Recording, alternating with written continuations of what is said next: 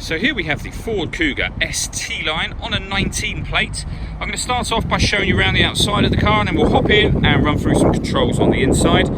From the outside you can see it's a 5-door car with those grey alloys and tinted windows. Let's start off inside the boot and then work our way around the rest of the car from there. So the tailgate on this car will open electronically. You can do that by pressing the button on the tailgate itself or the button on the bottom of this key. 2 pushes of that and the boot will open up. As we approach the back of the car, you'll see we've got reversing sensors. This car's also got a reversing camera. I'll show you that when we're inside the car.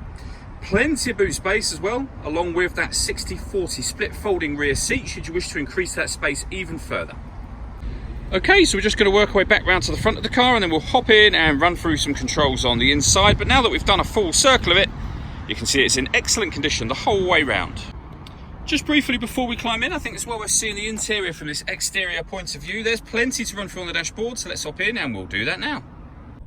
Okay, so now that we're inside the car, we're going to start with the dials. On the left-hand side, we have the rev counter, and on the right-hand side, the speedometer. At the bottom in the middle, we've got the fuel gauge and coolant temperature gauges, and above that, the main trip computer, which includes the total miles of this car, which as you can see are 7,736. You can change information displayed above that using buttons on the steering wheel. So at the moment we've got a digital readout for the speedometer being displayed. There are various different bits of trip computer and fuel economy information available, or you can have kind of the 4 main ones all being displayed at the same time before we're eventually back round to that digital readout for the speedometer again. This car's also got cruise control and speed limiter and stereo controls, including voice activation for the phone, which is this button in the middle. Hit that button, ask it to dial anyone in your contacts list, and it can do that for you without you having to take your phone from your bag or pocket. That is, of course, once you paired it up, and that is done over on the central touchscreen just here. Search for your vehicle on your device and select it once it is found. And just follow those instructions on screen. It's very easy to do. This car's got satellite navigation. There's a full video showing exactly how this works on both our website and our Facebook page, which is well worth checking out. And when it comes to music, there's plenty of ways to listen to that. So we have AM, FM and DAB radio. We have a CD player. We've then also got Bluetooth audio, so you can stream your music wirelessly as well as making and receiving phone calls. And I mentioned before that this car had a reversing camera. As you can see, it's a full colour camera. It's got guidelines showing you what direction the car is headed in relation to the image that you see on the screen.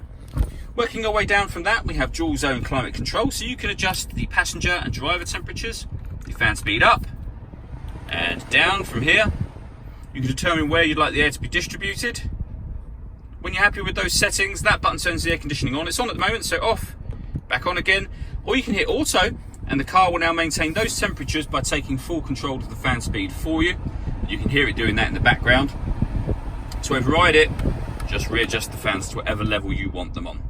We've also got a heated driver and passenger seat, both with 3 different heat settings each.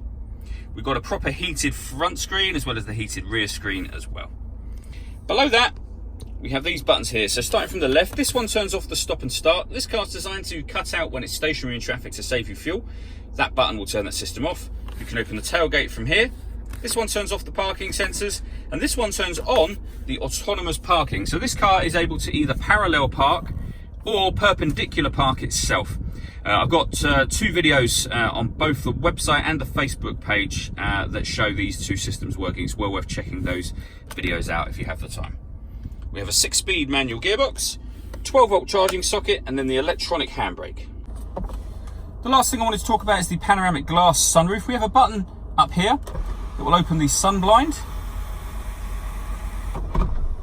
and the sunroof section. That sun blind you can open all the way to the back. Once that's open, as you can see, that lets in a whole lot of light, and obviously you've got the air from the sunroof section. You can close the sunroof section if you like, whilst maintaining the kind of glass roof for that extra light. All that leaves me to say is thank you for taking the time to watch this video. If you'd like to come and see the car in person and have a test drive, please feel free to call any of our MJA sites. We'd love to hear from you soon.